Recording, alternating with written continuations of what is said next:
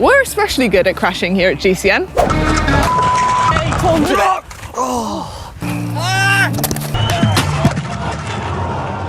Crashing is sometimes part of cycling, and most of the time we get away with little more than a bruised ego. Some of us have crashed more than others. Hey, Connor?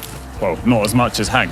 Yeah, fair enough. But what happens if your accident or that of another rider is a little bit more serious than you first thought, or maybe you've come across an injured rider out on the road? What can you do to help?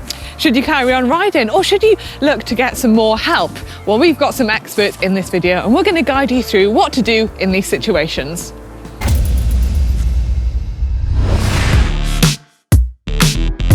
This is John from Bristol Ambulance. He's a paramedic and has helped plenty of injured cyclists, including myself actually. Thank you very much for joining us today, John. Not a problem, you're very welcome. Let's get started with the most common cycling injury, road rashes and grazes. Whilst Lycra is extremely aero, it is very thin and does not give you much protection when you do fall off your bike. Now, I've had plenty of crashes and grazes and ripped my shorts and had road rashes. But what should you do when you have crashed out on the road? What should you do immediately when you're sat there with a big open graze? So first and foremost, the most important thing is to stop the bleeding. So any bleeding, put pressure on that. If it's on a limb, you can pop it above your heart level and use gravity. If it's lower down, lie on the floor and lift that leg in the air above your heart level. And what should you do once you get home? I was always told to get straight in the shower and scrub all the dirt and the grit out of the wound. Definitely. So we want a nice clean wound. That's what we want to stop infection. So clean water, thoroughly clean it, pat it dry, pop a dry dressing on that and keep it covered with a plaster or a bandage. How long should you keep it covered for? It's very I've had some grazes where I've kept covered for quite a long time and others where I thought, right, I'll just leave it dry, and I've stuck to the bed sheets in the middle of the night. Yeah, so a couple of days. If the plaster or bandage needs changing, make sure you do that to keep it clean. And then hopefully after a couple of days, it's healing underneath and you can take it off when it's nice and dry. Talking about grazes, Connor's actually just had a bit of a crash over there. Shall we go help him out? Let's do that. Yeah.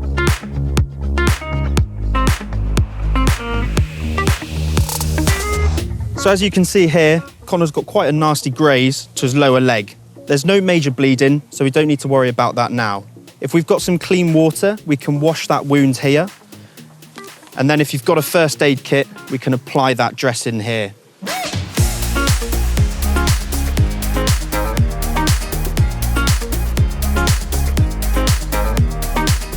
Okay, John, thanks for treating my road rash, really appreciate it. Unfortunately, whilst you were doing that, Madeline had a bit of an accident in the background there, got herself a bit of a bruise. So, light bruising, what would you recommend? How would you treat a light bruise? Yeah, so hopefully any light bruising is going to go down after a little while. If you notice that it's a little bit more and there's a bit of swelling, you can use a cold compress. You can also use an ice pack, but make sure you cover the ice pack in a tea towel. Use it for about 10 to 20 minutes every 2 or 3 hours, and hopefully that'll take it down a bit. Okay, and what happens if it's maybe a little bit more serious than you were first expecting? You've got some serious swelling, discoloration, and it's a bruise you've never really kind of experienced before. What would you say then? Yeah, so if the bruising is dramatically getting worse, it's worsening over time, or if it doesn't go down after a couple of weeks, if you find you can't walk on the limb or you can't use your limb or anything like that, then we would advise that you get further medical help. Okay, and when I was racing, I was always kind of told if I had a crash and I got a kind of a bruise, it was best to kind of get back on my bike, start riding again, loosen it off so I didn't stiffen up. Is that good advice, or what would you say? Well, I would probably say rest. You don't want to injure yourself further. You want to let your body recuperate. Once you've let your body rest and get better, you can get back on the bike. Another common injury for cyclists is concussion or a head injury. You can quite easily knock your head when you fall off your bike. So what are some of the symptoms of concussion? Yeah, so some of the less severe symptoms, you could have things like sickness, having a headache, but as long as that headache goes away on its own or with some simple painkillers, it should be okay. And how can you manage this once you do get home? Yeah, so it's quite important to note that concussion can come on a couple of days after the head injury, so always allow yourself that time to keep an eye for these symptoms. You might find that the sickness feeling continues or that headache continues, but if you're concerned, seek further medical help. And then taking it a little bit serious, what if you get knocked out on the side of the road? Yeah, so that's definitely going to be a bigger head injury. If someone's been knocked unconscious, if they're not waking up from that, if their behaviour changes, if they start having seizures, then make sure you immediately call for help. Okay, don't worry everyone, this isn't real, it's fake. I know it looks very realistic, but it's as if I've maybe crashed into a barbed wire fence. I've got a deep laceration in my hand, there's heavy bleeding. And this could be quite a common injury actually if you're out on the bike and you have had a crash on the roadside. What would be your advice in this scenario? How would you treat a kind of really deep wound like this? Yeah, so heavy bleeding, the most important thing is to stop that bleeding. Apply pressure to that wound and get it above your heart and use gravity to stop that bleeding. Use what you've got. If you've got a scarf on you, a coat, a top, just stop that bleeding. Okay, and if you're on the roadside and this has happened on your own, would you recommend, trying to compress and ride to the nearest town? Or would you rather kind of stay in one place? So if it's really heavy bleeding, you're going to have to get medical help immediately. If it's something a little bit less and the bleeding has stopped, then it might be an idea to walk and get to that medical help, get yourself home. But if you're feeling dizzy, I wouldn't advise on your bike. And when you talk about compression, is it important to try and clean the wound on the roadside? Kind of if you've had, if you've crashed on the road, you can get gravel into a wound quite easily. Is it important to try and get that out straight away? So again, the most important part here is stopping that bleeding. If it's a severe enough wound, it's going to be cleaned out in hospital or with someone who's trained to do that. Okay, John, thankfully your colleague has helped me out with the sling because unfortunately I've broken my collarbone here. Yeah, as well as everything else today apparently. And I've got quite a collection of injuries, haven't I? Yeah, you have. Broken bones, they are a common injury in cycling, especially when you crash. Collarbone, for instance, there are other bones you can break, of course. What would be your advice to anyone who's had a crash and not sure if they've broken a bone, they're at the side of the road? What would you say to them in that situation? Yeah, so it's very difficult sometimes to tell if you've broken a bone or not. Sometimes it's very obvious and there might be a bone sticking out of your skin or the limb might be quite deformed. If you're quite unsure, then if you find that limb's getting really painful and you feel you can't use it, or if it's your leg and you physically can't walk on it, you may need to seek extra help and you may even need an X-ray. Okay, and what would you want to look out for in terms of kind of negative or adverse reactions to a potential broken bone? Is there anything really that you need to kind of watch out for? Yeah, well, it's quite common for people to feel quite shocked after an event like this.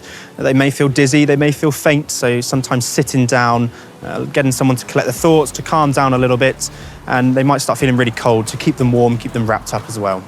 Okay, that's good advice. And also, cyclists, obviously we often ride in groups. What happens if maybe one of our friends has crashed? Obviously when you crash in the road, your first reaction is to kind of get them out of the road, get them out of the traffic, but what should we be wary of in terms of where we touch someone and if we touch someone in the first place in an accident? Yeah, so first of all, we need to assess that situation, make sure that person's happy for us to help them. Maybe they're in the middle of the road and you want to get them moved quite quickly, but we need to make sure that first of all, that person is okay and safe. They may have a really bad injury and it may be safer to keep them where they are. So just make sure they're safe where they are. If they can move and they feel capable, then get them off the roads. So neck and back pain, if you're out and a cyclist has crashed and complaining of neck and back pain, what should you do? Yeah, so this could be quite a serious injury. That person's on the floor, make sure you keep them still. It's very important that they stay as still as possible. It's going to be quite cold, so wrap them up, lots of layers, and make sure you call for the emergency services so they can come and help that person. There could be live traffic, so make sure you keep the person on the floor safe from those cars. Okay, worst case scenario now. A cyclist has crashed and they're unconscious. Where do you start? Yeah, so this is a really bad situation, but what we need to do first of all and foremost is make sure that person is breathing. If they are, we can put them in the recovery position or just on their side, keeping their head and their airway open. If they're not breathing, we need to think about doing CPR. It's very simple. Put your hands in the middle of the chest and push hard and fast. Make sure you phone for emergency services. They will tell you everything you need to know. Okay, John, we've been talking about injuries we may suffer to ourselves, but what happens if you're riding with someone else? You need to call the emergency services on their behalf. Is there any particular advice you'd give to someone in this situation? Yeah, so sometimes we can't always do this, but if you have that person's details, it's really helpful as well if you know that person's medical conditions. So when the emergency crew turns up, you can pass that information over. Another really useful thing is What 3 Words. It's a simple app you can get on any phone. It gives a precise location using 3 random words. Give that to the operator and they can find you absolutely anywhere. Yeah, that's really great advice because I've actually been in a similar situation myself and we've called the emergency services and wasted time just trying to describe where you are on a ride because you can be in roads you're not used to.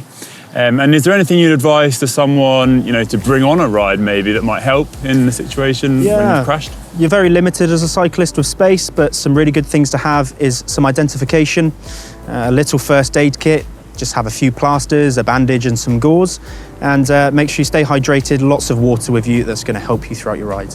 Okay, John, thanks so much for your time. We really appreciate it, and I'm sure the viewers will as well. It's such useful information to have. Definitely, not a problem at all. No, thank you. And if you did enjoy this video and find it useful, please let us know in the comments section below. And don't forget to give it a big thumbs up, and we'll see you on the next video. Hopefully I will. I'll need to recover from my injuries first.